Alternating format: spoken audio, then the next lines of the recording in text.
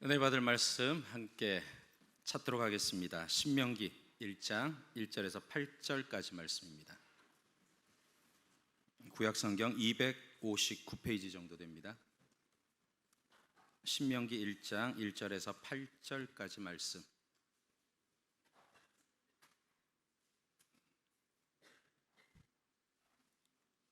우리 한 절씩 나누어 읽도록 하겠습니다.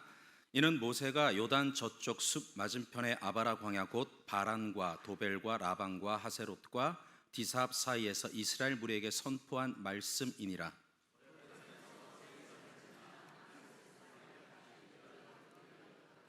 마흔째 해 11째 달 그 달 첫째 날에 이스라엘 자손에게 여호와께서 그들을 위하여 자기에게 주신 명령을 다 알렸으니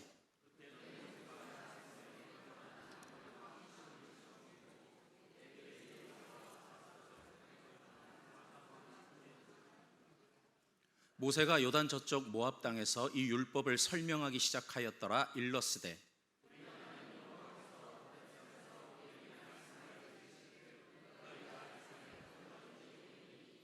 방향을 돌려 행진하여 아모리 족속의 산지로 가고 그 근방 곳곳에서 가고 아라바와 산지와 평지와 네겝과 해변과 가나안 족속의 땅과 레바논과 큰 강 유브라데까지 가라.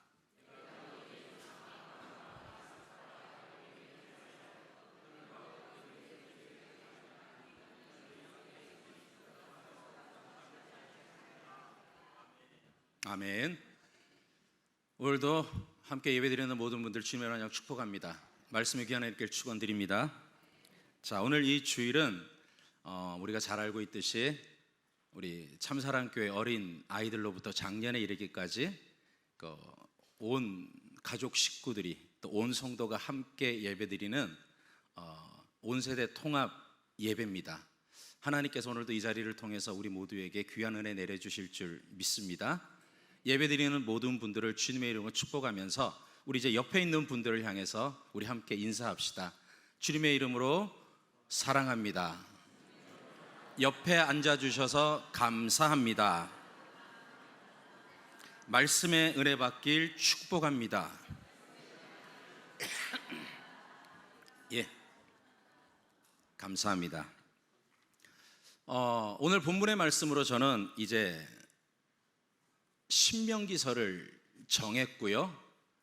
또 오늘 본문의 말씀의 제목을 신앙의 세대 계승을 이루라 라고 정했는데, 사실 저 제목을 정하기까지 몇 번을 지웠다 또 다른 제목을 새롭게 만들어 보고 했다가 결국 이제 신앙의 세대 계승을 이루라 라는 말씀으로 정했는데, 사실 이것은 오늘 본문의 말씀뿐만 아니라 어쩌면 오늘 우리가 본문으로 채택한 신명기서 전체의 주제이기도 하다라고 저는 보는데, 말씀을 준비하면서 계승, 세대 계승이라고 하는 단어의 영어가 succession입니다.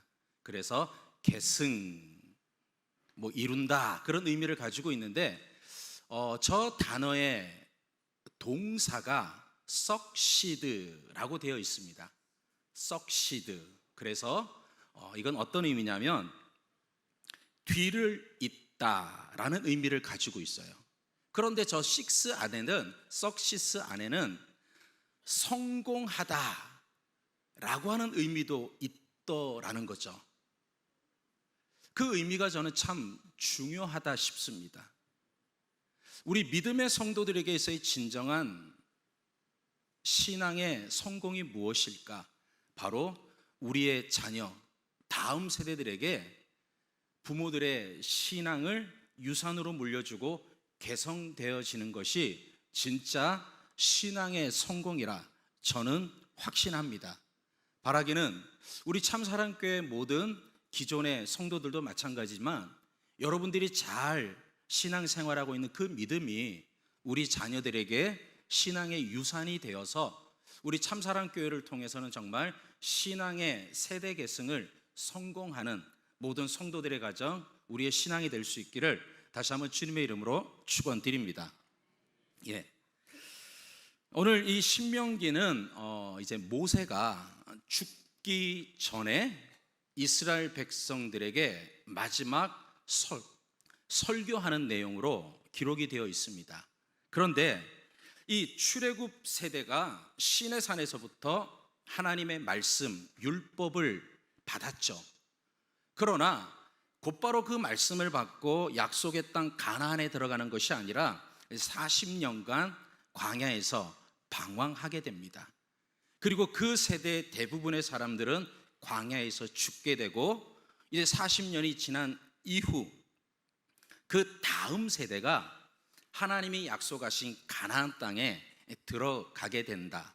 그래서 그들을 향해서 다시 한번 하나님이 들려주셨던 말씀을 풀어서 전해주는 것이 이제 신명기의 주된 내용입니다. 성경을 통해서 보면 예수님께서도 설교 말씀을 하실 때 이 신명기의 말씀을 많이 인용하셨어요. 그 의미가 무엇이겠습니까?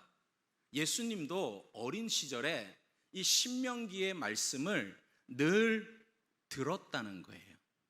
누구로부터? 그들의 부모님으로부터 신명기의 말씀을 들었다는 거예요. 그래서 이 이스라엘 백성들은 지금 보면 대부분 이제 13세가 되면 성인식을 가지게 됩니다. 남자는 13세, 여자는 12세가 되면 성인식을 하게 되는데, 그때 성인식 다음 날 필히 하는 행사가 있답니다. 그게 뭐냐면 오늘 우리가 보고 있는 신명기 전체를 암송하는 거예요. 하나님께서 믿음의 가정, 믿음의 후손들에게 주신 말씀을 부모들이 지켜왔듯이 우리의 자녀들에게도 그들을 이 말씀으로 양육해 가겠습니다. 이들이 하나님의 말씀으로 온전히 살아갈 수 있도록 도와주겠습니다 라고 하는 의지를 가지고 신명기의 말씀을 읽게 한다는 거죠. 자, 그렇다면 지금 이스라엘 백성들은 어떻습니까? 성경 가운데 기록된 이스라엘 백성들은 출애굽 세대를 시작으로 해서 비록 그들은 하나님이 약속하신 가나안 땅에 들어가지 못하지만 그 다음 세대들에게 하나님의 말씀인 이 신명기서를 읽고 묵상하게 한다는 거죠. 지금도 이스라엘이라고 하는 나라의 국민들은 그 부모들로부터 들었던 하나님의 말씀인 신명기서의 말씀을 이제는 그들의 자녀들이 신앙의 성장을 이루고 믿음으로 온전히 살아갈 나이가 되었을 때 이 신명기의 말씀을 읽게 하고 또 신명기의 말씀을 통해서 하나님께서 그들을 바른 길로 세워가시기를 기대하며 말씀을 암송하게 한다는 겁니다. 어떤 의미겠습니까? 새로운 다음 세대가 일어날 때마다 항상 이 신명기의 말씀을 가지고 그들을 양육하고 가르치고 바른 길로 이끌어 갔다는 거예요. 그러니까 신명기의 말씀은 우리가 다음 세대들을 세워가는 데 있어서 꼭 필요한 말씀이라는 것을 우리가 분명히 알아야 돼요. 그래서 저는 만약에 제가 이 시간 다시 한번 또 설교를 하게 되는 시간이 있다면 그때도 저는 아마 이제 신명기의 말씀을 가지고 설교를 하게 될 것 같은데, 그래요. 이 신명기라고 하는 책은 하나님의 백성의 세대 계승을 위해 가장 훌륭한 교과서와 같은 책이다. 성경의 말씀이라는 것을 여러분들이 아시고 혹시라도 기회가 되시면 이 신명기의 말씀을 한번 집에서 좀 읽어 보셨으면 좋겠어요. 자, 이스라엘 백성들이 성인식을 할 때 13살이 된 아들이 성인식을 하면 그를 바르 미츠바라고 부르고요, 12살 딸이 성인식을 거치게 되면 바트 미츠바라고 부릅니다. 그래서 그 의미가 계명의 아들, 계명의 딸이라는 의미를 가지고 있는데, 이게 참 중요하기도 하지만 우리의 문화에서는 사실 이 성인식이 다 이해가 될 수는 없다 싶습니다.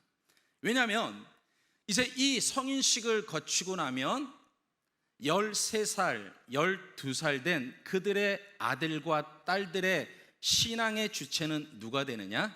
이제는 부모가 아니라 그 자신이 된다는 거예요. 우리의 입장에서 보면 13살, 12살 정도가 되면 이제 막 사춘기를 넘어가는 그런 아이들이에요.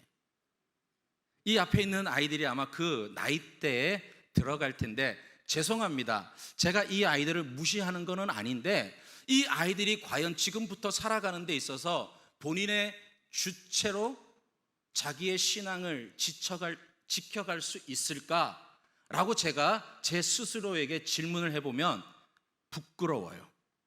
아직은 아닌데. 그런데 이스라엘 백성들은 그렇게 하고 있다는 거예요. 그리고 그 신앙의 모든 책임을 하나님께서 부모가 아닌 너희들에게 묻겠다라고 하는 의미가 이 성인식에 있다는 거죠. 제가 이 부분은 제가 마지막에도 한 번 더 언급을 해드리기 때문에 그렇게 넘어가도록 하고요. 자, 어쨌든 이 신명기라고 하는 책의 이름을 우리가 잠시 살펴보면서 또 말씀을 나누고자 하는데, 신명기의 한자는 저렇습니다. 신명기. 풀면 거듭 신자에 명령할 명자에 기록할 기자입니다. 그래서 저 말씀을 다시 한번 풀어본다면, 하나님의 명령을 거듭해서 선포하고 그 이야기를 기록으로 남긴 책이 신명기라는 겁니다. 이전에 선포되었던 말씀이지만 다시 세대가 바뀌면서 하나님의 말씀을 자녀들에게, 다음 세대들에게 풀어서 깨닫게 해준다. 이게 이제 신명기가 가지고 있는 뜻인데, 자, 그렇다면 하나님은 왜 이 말씀을 다시 선포하게 하실까? 왜 이 말씀을 기록으로 남겨두게 했을까? 궁금한데 그것을 한번 살펴보고자 합니다. 그래서 오늘 우리가 읽어봤던 내용이지만 조금 쉬운 성경으로, 메시지 성경에서 신명기 1장 1절은 이렇게 선포하고 있어요. 우리 다 같이 한번 읽어보도록 하겠습니다. 시작. 이것은 요단강 동쪽 아라바 광야에서 모세가 온 이스라엘 백성들에게 전한 설교다. 예. 요단강 동쪽 아라바 광야, 저곳은 모압 평지입니다. 이스라엘 백성들이 하나님께서 약속하셨던 최종 그들이 가야 될 가나안 땅에 들어가기 직전 그 모압 평지에서 저 말씀을 이제 백성들에게 전해주는 말씀인데, 자, 모세가 이스라엘 백성들에게 선포한 설교다. 우리가 알고 있듯이 모세는 모든 출애굽 세대가 그러했듯이 모세도 결국에는 하나님께서 약속하신 가나안 땅에 못 들어갑니다. 그도 역시 가나안 땅에서 느보산 앞에서 이제 죽게 되는데, 자, 그럼에도 불구하고 마지막 가나안 땅에 들어가야 될 그들의 다음 세대들에게 유언의 말씀으로 이 설교를 하고 있다는 거죠. 근데 여러분, 이 신명기 1장 1절로부터 신명기 끝까지의 말씀은 이미 이스라엘 백성들이 들었던 말씀, 선포되어졌던 말씀이라 했어요. 언제 선포되어졌겠습니까? 이스라엘 백성들이 출애굽하여 시내산에 도착했을 때 하나님께서 모세를 불러서 40일 동안 율법의 말씀을 전해주셨고, 모세는 그것을 이스라엘 백성들에게 전달했었습니다. 그러니까 대부분의 출애굽기에 기록되어 있던 그 말씀들, 레위기를 통하거나 그런 말씀들이 다시 한번 신명기를 통해서 이스라엘 백성들에게 선포되어지고 있다는 거죠. 근데 그 말씀들을 비교를 해보면, 가령 출애굽기에 기록된 십계명이나 이 신명기에 기록된 십계명의 내용을 살펴보면 거의 똑같아요. 십계명의 말씀뿐만 아니라 다른 말씀들도 거의 똑같다는 거죠. 그러면 굳이 똑같은 말씀을 2번 반복해서 성경에 기록할 필요가 있었을까 궁금하기도 해요. 그런데 왜 하나님은 이 모세를 통해서 똑같은 말씀을 선포하게 하셨고 그걸 책에 기록하게 하셨느냐는 거죠.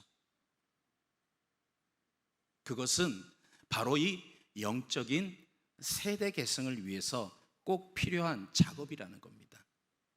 이전 부모의 세대가 들었고 배웠고 지켜왔던 하나님의 말씀이 새로운 땅에 들어가 새로운 삶을 살아가는 우리의 자녀들에게도 동일한 하나님의 말씀으로 선포되어져야 되고 그 자녀들이 그것을 지켜나가야 된다는 거죠. 그래서 성경의 말씀은 어제나 오늘이나 영원토록 동일하다라고 하시는 말씀이 그 이유예요. 말씀을 듣는 대상은 바뀔지 몰라도 영원히 불변하신 하나님의 말씀은 언제 어디서나 그 세대가 변하더라도 바뀌더라도 꼭 선포하고 전해야 된다. 이것이 하나님께서 모세를 통해서 신명기를 기록하신 이유라는 겁니다. 그래요.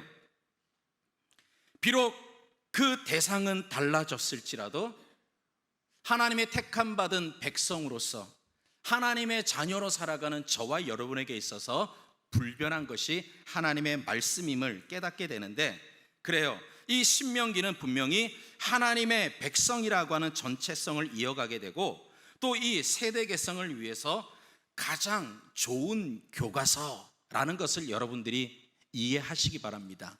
그래서 꼭 집에 가셔서 이 말씀을 한번 묵상해 보시길 제가 부탁드리고요. 자, 그러면서 오늘 읽었던 6절, 7절 말씀에는 성경에 제가 참고로 하는 메시지 성경에 보면 좀 쉽게 나와서 이렇게 말씀해 주고 있습니다. 우리 다시 한번 읽어보도록 합니다. 시작. 너희는 이 산에서 꽤 오래 머물렀다. 이제 길을 떠나라. 어서 출발하여라. 아모리 사람의 산지로 가거라. 예, 너희는 이 산에서 꽤 오래 머물렀다는 거예요. 여러분, 이 산이 어딜까요? 이 산이 어디겠습니까? 처음 하나님의 말씀을 들었던 호렙산, 즉 신명기를 통해서는 호렙산이고 출애굽기를 통해서는 시내산. 시내산과 호렙산은 같은 지명이에요. 이걸 기억하시기 바랍니다. 자, 그런데 이 오늘 성경의 말씀을 염두에 두고 제가 지도를 잠시 보는데, 자, 저 여러분들이 보시는 아마 오른쪽이 될 것 같은데 라암셋이라고 하는 저 푸른 곳이 애굽입니다. 애굽에서 이스라엘 백성들이 출발해서 맨 밑에 조금 잘렸는데 시내산, 호렙산이 있는데 이곳까지 오는데 이스라엘 백성들이 어느 정도의 시간이 걸렸느냐면 대략 한 3개월 정도 성경에 그렇게 기록하고 있습니다. 이곳에서 모세가 하나님의 말씀을 들어요. 그런데 이 시내산에서 하나님의 말씀을 모세가 듣고 이스라엘 백성들에 가르치고 그들이 배웠던 기간이 무려 11개월의 시간이 흘러요. 그리고 이제 하나님의 말씀을 통해서 그들이 하나님께서 약속하신 가나안 땅으로 가게 됩니다. 자, 이들이 가게 돼야 될 저 가나안 땅, 약속의 땅은 사실 쉽지 않은 땅이에요. 이미 그곳에는 가나안 족속의 7족속이 살고 있고 그들과 필연 전쟁을 해야 되고 또 그것을 빼앗아야 될 힘든 일들이 많이 남아 있다는 거죠. 자, 그럼에도 불구하고 이스라엘 백성들이 하나님의 약속의 말씀을 믿고 가나안 땅을 향해 담대히 나아갑니다. 그럴 수 있었던 이유가 무엇이냐면 성경에 보면 8절에 이렇게 말씀해 주고 있어요. 한번 읽어봅니다. 시작. 내가 너희의 조상 아브라함과 이삭과 야곱에게 맹세하여 그들과 그들의 후손에게 주리라 한 땅이 너희 앞에 있으니 들어가서 그 땅을 차지할지니라. 우리 성경에 보면 그들의 후손에게 주리라 라고 약속해 주고 있어요. 그 언젠가 주겠다라는 거죠. 그런데 실질적으로 영어 성경이라든가 다른 성경에는 주리라, 미래형으로 되어 있지 않다는 거예요. I have given you this land. 내가 이 땅을 너에게 주었다. 완료형으로 쓰고 있어요. 미래 완료형. 이미 하나님께서 이스라엘 백성들에게 저 땅을 줬다라고 약속하고 있다는 거죠. 이스라엘 백성들은 그 하나님의 약속을 믿고 그들이 가야 될 가나안 땅을 향해서 출발하게 됩니다. 그것을 오늘 성경은 우리에게 말씀해 주고 있는 거죠. 하나님의 이 약속이 너무나 확실하기 때문에 아직 가지도 않을, 전혀 미래가 보장되어 있지 않았을 것 같은 그 가나안 땅을 향해서 이스라엘 백성들이 출발하는 거예요. 근데 중요한 건 우리가 알고 있듯이 이스라엘 백성들이 그 땅에 들어갔느냐는 거죠. 지금은 다음 세대가 아니에요. 출애굽 세대예요. 출애굽 세대가 애굽에서 나온 지 3개월 만에 시내산에 도착했고, 그것에서 11개월 동안 하나님의 말씀을 모세를 통해서 배웠어요. 하나님의 저 약속의 말씀을 붙들고 가나안 땅을 향해 출발해요. 그런데 저 지도를 한번 다시 보시면 시내산에서부터 성경에 기록하기를 제가 한번 보여드릴게요. 에시온 게벨, 세일산, 가데스 바네아까지 불과 며칠 만에 갈 수 있느냐? 11일 만에 갈 수 있다 라고 우리 성경에 기록이 되어 있어요. 그런데 실질적으로 이스라엘 백성들은 저 가네아 바네아를 중심으로 저곳에서 무려 몇 년 동안 못 들어갔습니까? 40년 동안 못 들어갔어요. 왜? 하나님의 약속을 믿고 멋지게 출발했던 이스라엘 백성들이지만 11일이면 충분히 도착할 수 있는 저 길을 무려 40년 동안 갔겠느냐는 겁니다. 그 이유가 뭘까요, 여러분? 이미 우리가 읽어본 성경의 말씀에는 그 이유는 나와 있어요. 물론 어떻게 보면 저곳까지 가는 길이 힘들었을 수도 있어요. 지금 이스라엘 백성들은 출애굽한 이후로 매일같이 구름기둥, 불기둥의 인도를 받아 그 구름기둥이 출발하면 같이 출발하고, 멈췄으면 그들도 멈춰서 그날 잠자리를 만들어야 돼요. 우리가 알고 있듯이 텐트를 쳐야 되는 거죠. 쉽지 않은 길이에요. 또 성경을 보면 저 가데스 바네아까지 가기 전에 이스라엘 백성들은 광야 생활의 힘듦을 통해서 하나님을 원망하고 모세를 원망해요. 그래서 하나님의 징계를 받아서 다베라, 여호와의 불이 이스라엘 진영에 임해서 몇몇 사람들이 죽었다 기록을 하고 있어요. 또 한 사건은 먹을 게 없어요. 특히 고기가 없어요. 그래서 하나님, 우리가 애굽 땅에 있을 때는 노예였지만 그래도 고기를 마음껏 먹었는데 이게 뭡니까?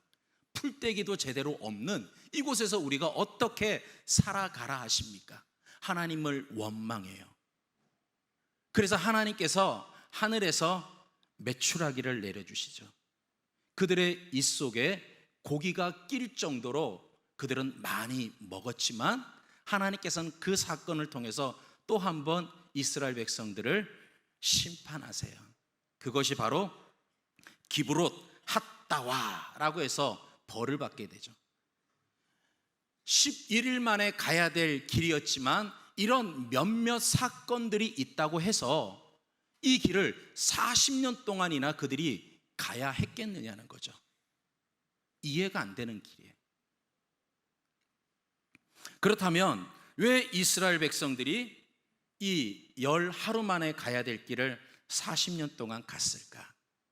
그 이야기를 모세가 하고 싶은 거예요. 그래서 8절 이하의 말씀을 통해서 이제 이스라엘 백성들이 왜 열흘 만에 가야 될 길을 40년 동안 갔는지 쭉 신명기를 통해서 말씀해 주고 있는 거죠. 그거는 다음 기회가 되면 제가 계속해서 말씀드릴 거예요. 자, 그렇다면 이미 답은 나왔어요. 이스라엘 백성들이 왜 하나님의 약속을 받아 멋지게 출발했지만 11일이 아닌 40년이 걸렸을까? 이미 답은 나왔죠. 그들은 하나님의 말씀에 온전히 순종하지 못했어요. 가는 내내 불평과 불만과 지도자 모세를 하나님을 원망했기 때문이죠.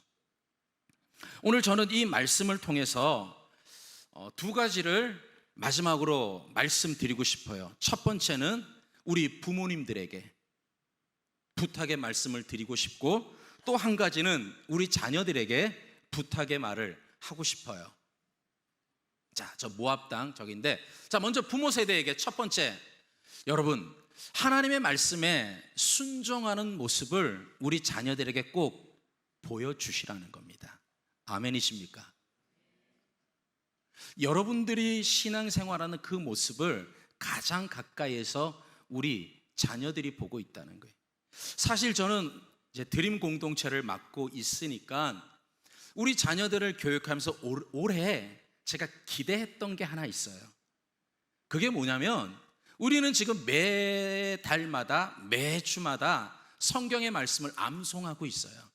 오늘 또 성경 암송 쓰기 대회와 암송이 있는데 막 많은 분들이 다 외웠는데 교회만 오면 잊어먹는다고 저한테 그런 불평 아닌 불평을 얘기하세요. 제가 보여드릴 수도 없고, 이미 새 성경 구절을 쓰기로 했는데 2개는 알고 있는데 도대체 하나가 뭔지 알고 싶어서 슬쩍 물어보시지만 제가 알려드리지는 않죠. 근데 중요한 건 뭐냐? 여러분들은 얼마나 외우셨는지 모르겠지만 저는 이거는 정말 자신 있게 말씀드릴 수 있어요. 우리 아이들은 매 달마다 적어도 25명에서 30명 이상이 성경 암송을 하고 있다는 거죠. 그러면서 제가 올 초에 기대했던 게 뭐냐면, 이 아이들이 하나님의 말씀을 암송하고 영상을 보여주는데 아이들만의 영상이 아니라 부모들과 함께 하나님의 말씀을 암송한 영상을 보내주시면 내가 치킨 교환권을 바로 그 자리에서 드리겠다고 약속을 했어요. 근데 6개월이 지난 이 시간까지 아이들밖에 안 와. 그 이유는 즉슨 뭐예요? 제가 볼 때 죄송해요, 우리 권사님들은 잘 외우세요. 장로님들은 잘 외우세요. 근데 실질적으로 우리 아이들의 엄마 아빠는 뭐 하고 계세요 지금? 여러분들 영상을 한번 보내주실 수 있기를 바랍니다. 자녀들이 그렇게 하나님의 말씀으로 살아가고자 그 출발로 하나님의 말씀을 암송하는데, 우리 부모님들이 그 말씀을 함께 암송하고 그것을 통해서 아이들과 한 번 더 대화하고 교제를 나눌 때 그 아이들에겐 그게 추억이 되고 아버지를, 어머니를 존경하고 본받게 되더라는 거예요. 물론 제가 한 실례로 성경의 암송을 말씀드렸지만 여러분 그렇습니다. 오늘 여러분들이 신앙생활 잘 하고 계시겠지만 더 좋은 모습을 부모님이 먼저 하나님의 말씀에 순종하고 또 그 뜻대로 살아가고자 몸부림치는 모습을 자녀들에게 보여줄 때 우리 자녀들은 그것을 당연한 것으로 보고 배운다는 거죠. 여러분, 우리 자녀들에게 좋은 신앙의 모습을 보여줄 수 있길 축복합니다. 그리고 한 가지 더, 우리 부모님들에게, 이거는 제가 속에 있는 말씀을 좀 하고 싶어서 이 말씀을 제가 적었어요. 자녀는 믿어주는 대상이 아니라 기도해 주셔야 할 대상이에요. 제가 왜 이 말씀을 적었냐면, 아이들이 주일날 안 보이면 가끔 부모님들한테 전화를 해요. 그러면 어떤 부모님들은 미안해 하시기도 하시고, 아니면 저를 개인적으로 찾아와서 우리 아이들이 요즘에 사춘기인 것 같습니다. 어떻게 해야 될지 잘 모르겠습니다. 한번 만나주세요. 전화해 주세요. 부탁을 하세요. 근데 간혹 어떤 부모님들은 전 우리 아이의 결정을 존중합니다. 그 아이가 결정한 것에 자유의지를 가지고 결정한 걸 저는 뭐라 그러지 않을 거예요. 나는 우리 아이를 믿어요 라고 말씀하시는 분이 간혹 계세요. 여러분, 뭘 믿으시겠다는 거죠? 뭘 인정해 주시겠다는 거죠? 이스라엘 백성들은 어릴 때부터 13살, 12살 성인이 될 때까지 그 가정을 통해서 이미 신앙을 배웠어요. 부모와 함께 신앙생활을 늘 해왔어요. 그 삶을 토대로 부모가 인정해주고 믿어주는 거예요. 그리고 의지적인 결단으로 신명기의 말씀을 암송하게 해서 우리 자녀들이 그 말씀대로 살아가도록 그 길을 인도해 준다고요. 그게 이미 가정에서 이루어졌어요. 죄송하지만 여러분들의 가정을 무시하는 게 아니라 정말 여러분들의 가정이 그렇게 하고 있다면 그러셔도 돼요. 근데 제가 이 아이들을 함께 예배를 드리는 가운데 목사인 저도 이 아이들을 말씀으로 잘 가르치려고 하지만 제 뜻대로 안 될 때가 있어요. 아직까지 더 많은 시간이 필요함을 느낀단 말이죠.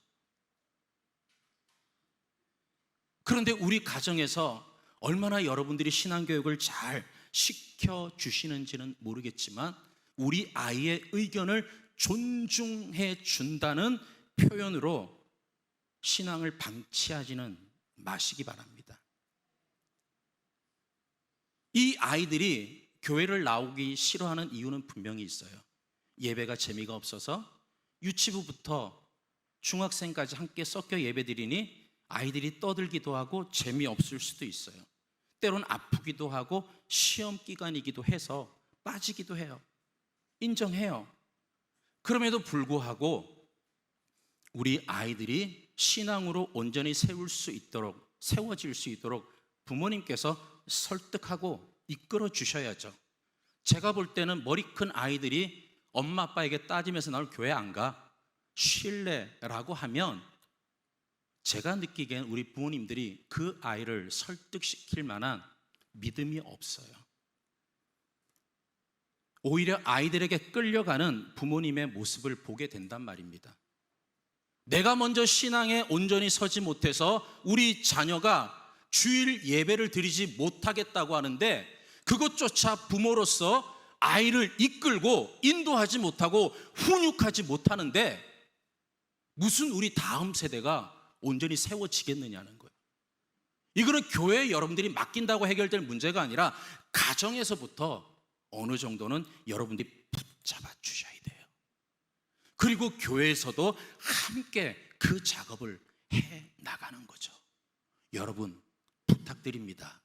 여러분들 부모님들이 먼저 신앙의 모범을 보여주십시오. 그리고 어떤 상황 가운데서도 우리의 아이들이 끝까지 하나님의 자녀로 자라날 수 있도록 이끌어 주셔야 돼요. 인도해 주셔야 돼요. 전 이것을 우리 부모님들에게 꼭 부탁드립니다. 자, 그러면서 오늘 통합 예배죠. 우리 아이들에게, 자녀 세대에게 제가 부탁하고 싶어요. 얘들아, 우리 드림 공동체, 세움 공동체 학생들, 부모님의 신앙생활을 꼭 본받으세요. 아멘. 왜 대답이 없습니까? 아멘. 정말 부모님께 배울 게 없어서 그런 거예요? 아니면은 여러분, 이미 여러분들의 엄마 아빠는 우리 자녀들에게 좋은 신앙의 모습을 보여주겠습니다 약속했어요. 그렇게 하실 거예요. 알았어요? 그러면 여러분들이 그 좋은 신앙생활, 아름답게 신앙생활 하시는 부모님의 신앙을 본받으셔야 돼요. 아멘. 그럴 때 여러분들의 신앙뿐만 아니라 여러분들의 가정이 믿음 안에서 온전히 세워질 거예요. 믿으시기 바랍니다. 자, 부모님을 존중하시고 존경하시고 신앙을 본받으시기 바랍니다. 그리고 한 가지 더, 예배는 절대로 타협하는 것이 아니라는 것을 우리 아이들은 아셔야 돼요. 학생들은 아셔야 돼요. 여러분, 우리가 왜 예배를 드립니까? 오늘 지금 우리가 예배를 드리고 있는데 여러분들은 왜 예배를 드리시고 이 예배가 여러분들에게 어떤 의미가 있으신가요?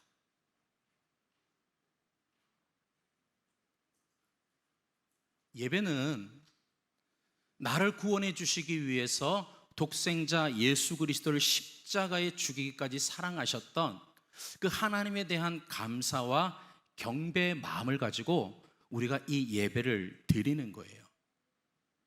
하나님께서는 나라고 하는 한 사람을 구원하시기 위해서 자신의 하나밖에 없는 아들 예수님을 십자가에 죽이시기까지 나를 사랑해 주셨다는 걸 우리가 알아야 돼요. 우리는 그 하나님, 그 예수님께 감사한 마음으로 이 예배를 드리고 있어요. 예수님께서는 자기의 생명까지 바치시면서 우리를 그렇게 사랑해 주셨는데 우리 아이들뿐만 아니라 우리의 어른들은 너무 쉽게 이 예배가 타협되고 있어요. 뭐 때문에, 시험 때문에, 몸이 좀 아파서, 이런저런 이유를 헤아릴 수 없을 만큼 우리는 이 예배가 지금 타협되고 있다는 거죠. 여러분, 예배가 그렇게 타협되기 시작하면 죄송합니다, 신앙의 성장은 없습니다. 잘해야 그 현 상태를 유지하는 정도밖에는 우리의 신앙을 이끌어갈 수밖에 없어요. 요즘에 코로나 시대 이후에 모든 교회들이 성도들도 많이 없어졌고 교회의 신앙도 퇴보했다 그래요. 정말 점점 더 나의 신앙을 지켜가기 힘든 시대가 오고 있는데, 그나마 우리가 하나님의 말씀을 통해서 하나님을 만나고 주님을 만나는 이 시간이 예배 말고 너희들의 삶 가운데 어디 있습니까? 우리 역시 생명 다하여 주님 만나고 말씀대로 살아가 몸부림쳐도 힘든데 우리는 이 예배가 너무 쉽게 세상과 타협되고 있더라는 거죠. 모르겠어요. 저는 이런 마음이 있어요. 그래서 저는 선생님들한테 늘 부탁드려요. 예배만큼은 절대로 타협하지 마시라고. 이제 곧 수련회가 시작될 거예요. 이미 선생님들은 학원 때문에 아이들이 나올 수 있을까? 집이 먼 것 때문에 어떻게 해야 되지? 고민하고 있어요. 실제적으로 강남이라든가 뭐 강서구 저런 데는 아이들이 여름에 학원에서 뭐 특화 활동하면 미리 각서를 받아요. 기독교 아이들이 성경학교 수련회에 빠지지 않는 조건으로 참여할 수 있다. 우리는 지금 우리 자녀들이 그런 세대 속에 살아가고 있어요. 그렇다면 여러분, 대부분 우리 부모들은 당연히 그 각서에 사인하지 않겠어요? 그래놓고 우리 자녀들을 어떻게 올바로 양육할 수 있다고 자신할 수 있습니까? 아이들의 결단도 중요하지만 이건 사실 부모님들의 결단도 중요한 거예요. 여러분, 부탁드립니다. 정말 변치 않는 이 하나님의 말씀이 부모 세대를 통해서 깨달아지고 믿어지고 그 말씀대로 살아갈 수 있는 힘이 우리 자녀들에게도 그대로 흘러갈 수 있길 축복합니다. 그래서 적어도 부모로서 부끄럽지 않게 나는 그대로 이렇게 신앙생활을 해왔다. 아들아, 딸들아, 우리 가정이 더 믿음의 가정으로 세워지도록 노력하자, 기도하자, 이렇게 얘기해 줄 수 있는 부모님이 되셔야 정말 멋진 부모님 아닐까요? 저는 우리 참사랑교회가 참사랑교회 모든 성도들에게 이런 은혜, 이런 복이 있기를 축복합니다. 그래서 우리 참사랑교회를 통해서 이 시대 하나님이 기뻐하시는 믿음의 온전한 신앙의 가정을 이루어가는 모든 가정, 모든 믿음의 성도 되시기를 주님의 이름으로 축원드립니다. 기도하겠습니다.